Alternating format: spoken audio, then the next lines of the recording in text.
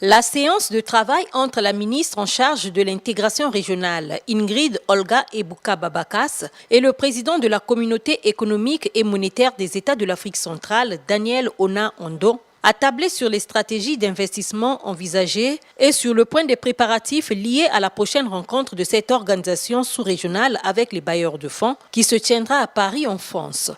Ce que nous faisons aujourd'hui, c'est que nous nous sommes rendus compte que nos pays sont un peu endettés.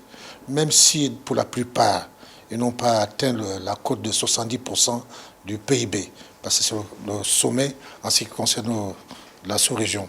Mais nous nous sommes rendus compte que les États ne peuvent pas continuer. C'est pourquoi nous allons à la conférence que nous avons convoquée, nous voulons arriver à attirer des investisseurs privés. Parce que quand un investisseur privé, c'est la forme de PPP, partenariat public-privé. Quand un investisseur privé vient sur un projet, il est sûr de la rentabilité de ce projet. Il est sûr de participer avec l'État.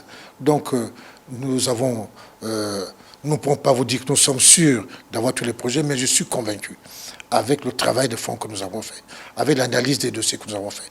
D'ailleurs, pour votre gouvernement, sur les 12 dossiers, il y a déjà 2 qui ont trouvé preneur. Il y a un dossier qui est entièrement bouclé.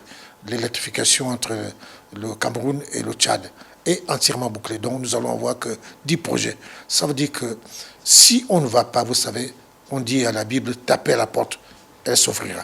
Si on ne va pas aux bailleurs de fonds, ils ne viendront jamais à nous. La CEMAC, qui s'est résolument engagée à mettre sur pied plusieurs projets d'intégration sous-régionale pour les biens des populations des pays membres, a besoin des investisseurs qui vont l'accompagner à financer ses plans.